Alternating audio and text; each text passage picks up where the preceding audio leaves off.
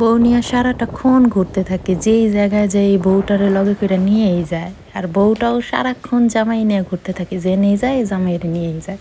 তাদের কাছে আমার একটা প্রশ্ন, যারা এইরকম কথা বলেন, আচ্ছা বউ নিয়ে ঘুরবো না তো কাদের নিয়ে ঘুরবো? গার্লফ্রেন্ড নিয়ে ঘুরবো নাকি পরের বউ নিয়ে ঘুরবো? একটু জানাবেন আমাকে, এই উত্তরটা আমি চাই। আর আমি যে জামাই নিয়ে ঘুরি, জামাই নিয়ে ঘুরি, আরে আমি জামাই নিয়ে ঘুরুম না তো কি, আমি অন্য বেডারে নিয়ে ঘুরুম?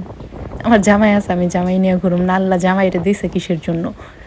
যার যার বউরে প্রোটেক্ট করার জন্য। আমি বাইরে যাই, আমার জামাই আমারে সবসময় প্রোটেক্ট করে রাখে। এখন আমি কি আমার জামাইয়ের জায়গায় অন্য একজন বেটা ভাড়া কইরা আনুম যে নাকি আমার প্রোটেক্ট করব? আর জামাই থাকতে আমি একা একা ডিং ডিং করে ঘুরুম যে জায়গায় আমার ঘোরানোর জন্য আমার জামাই আছে?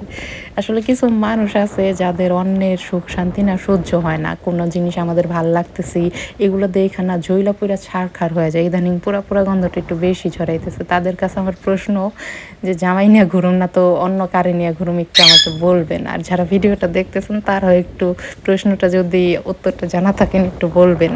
আর এই সকল মানুষকে কিভাবে ঠিক করতে হয় জানেন? তাদের যে কাজ পছন্দ না সেগুলো বেশি করা।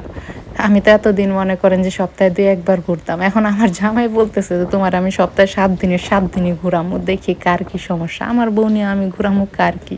আমি কি অন্য বিড়ি নিয়ে ঘুরুম না?